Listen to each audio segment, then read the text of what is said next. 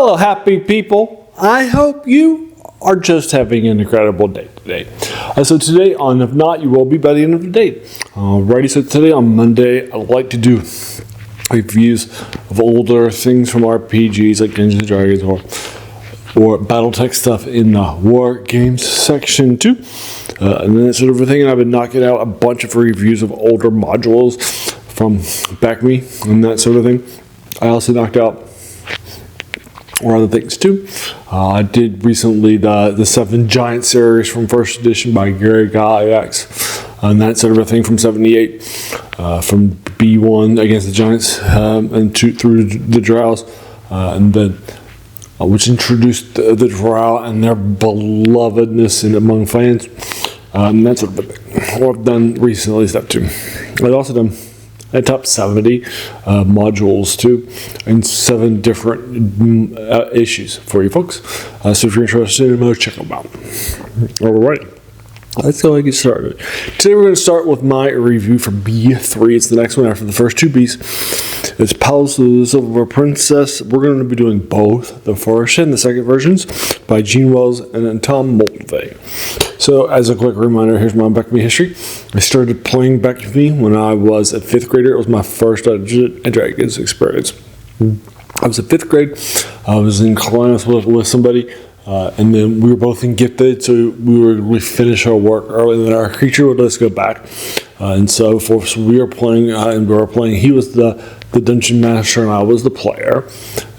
We played through B2 through 9 in Search of Adventure. And then we did all that fun stuff.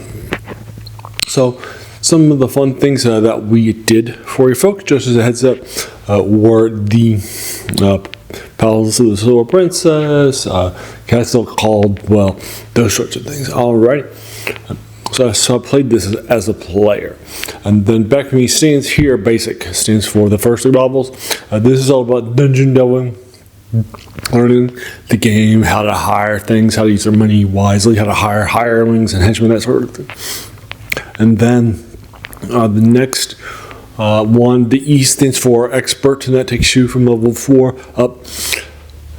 And then it will take you to the area and so forth. It's all about explorations. Those modules begin with an X, like X1 and X2, some of my favorite ones that we've done reviews for you folks. Also by Tom Moldvay, who did this one. And then also we talked about the stuff like the C stands for companion, which is from the mid 10s all the way up to the mid 20s. And that's all about settling down and setting up kingdoms and such, and running battles as a general, and that sort of thing. So it's all about sort of being upgraded and moving up. And then the final one, Master, is that's where the M comes from. And that's from my level mid 20s up to 36, which is the highest level. And that's all about just putting together a bunch of different chases for mortality or heading other planes or things that are gonna be a lot harder for us to. Alrighty, and so that's sort of M, and then the I stands for mortality. It's sort of like demigods and that sort of thing. So that's what BECMI stands for. And so, alright, so this is my.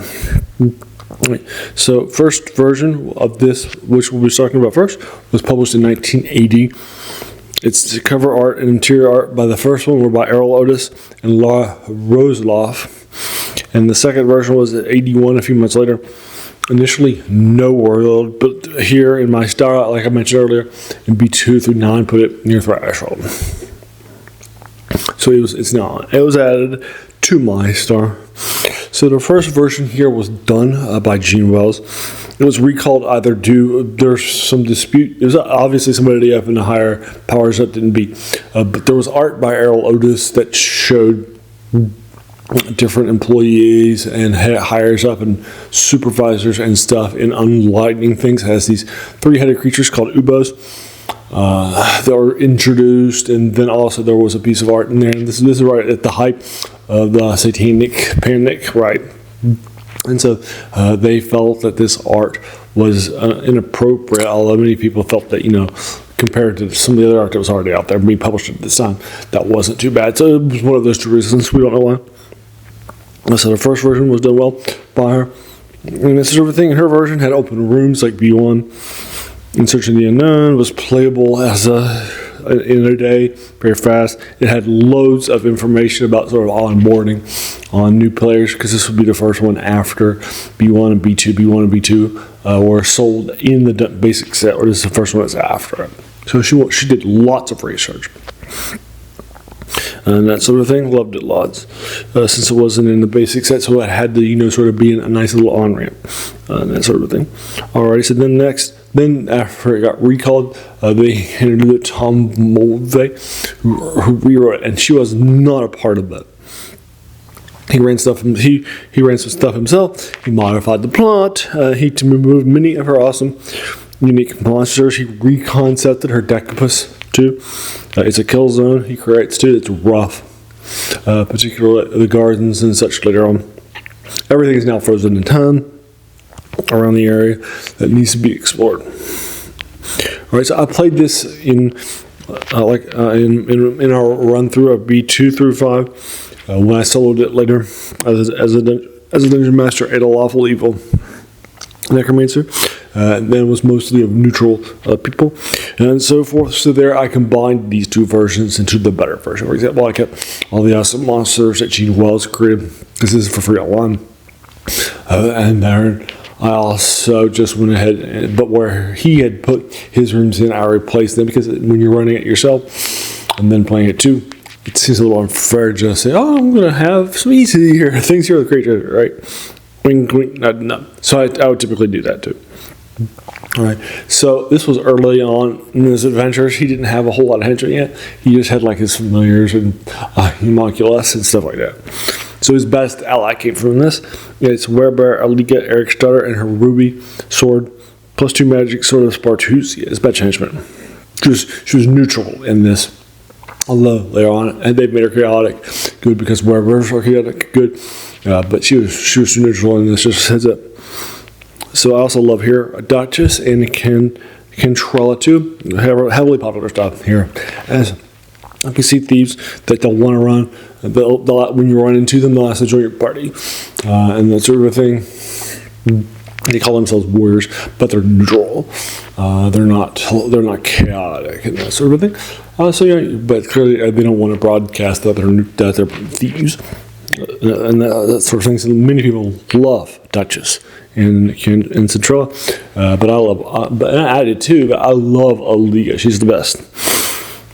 Alright, so I prefer the first Gene Wells version, solo version, because, sorry, Tom Moldvay fans, I apologize. I'm 1-2. His next one, The Isle of Dread, is my favorite module of all time.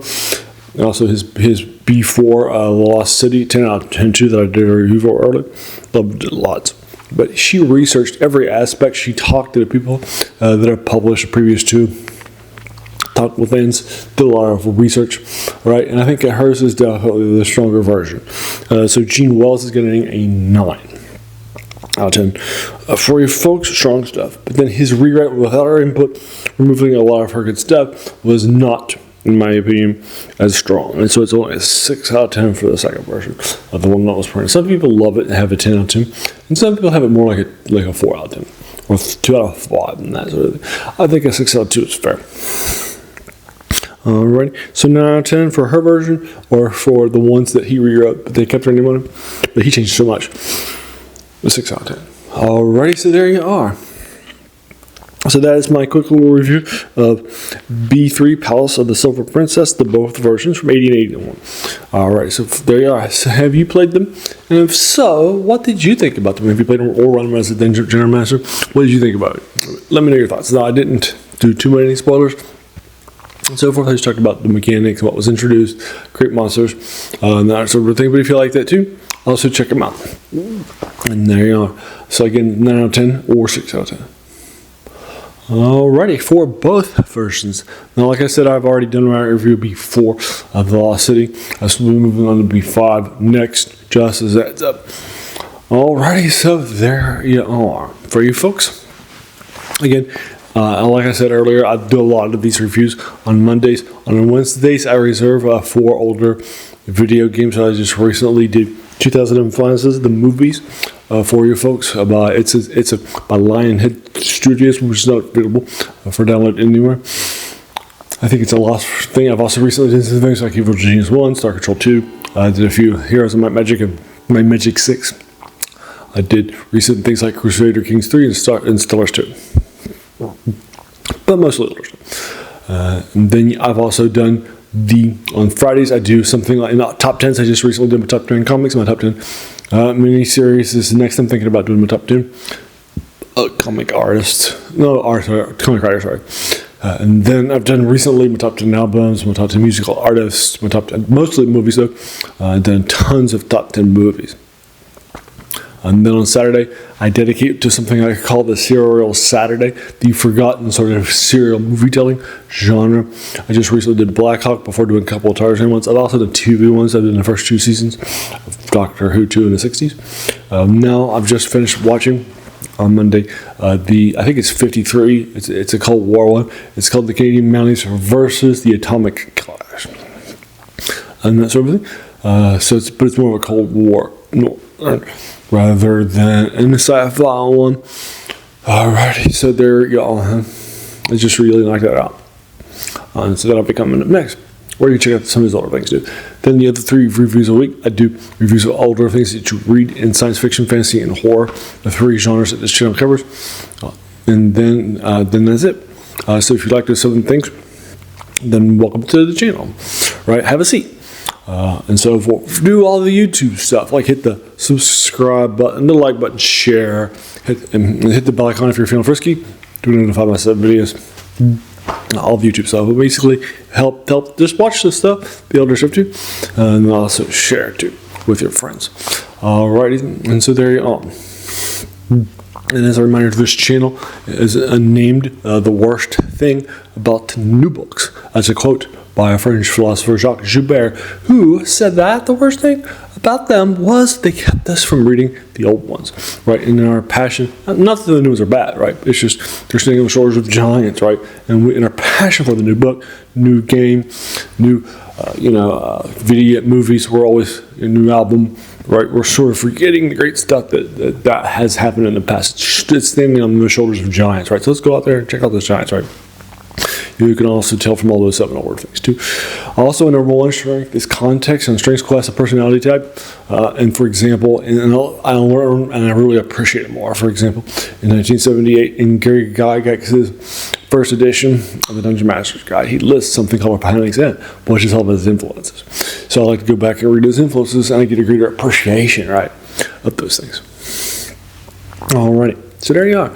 Alright, so there you are. Well, if you made it to the end of this video, I just want to thank you, right, for taking some time out of your day, just investing it, right, and watching my videos, because we all have so many things, right, that are happening, right, in our lives, and we're pulled in so many different directions. So the fact that you spent this time with me, that's incredibly humbling, and I appreciate so very, very much. So thanks again, and have an amazing day.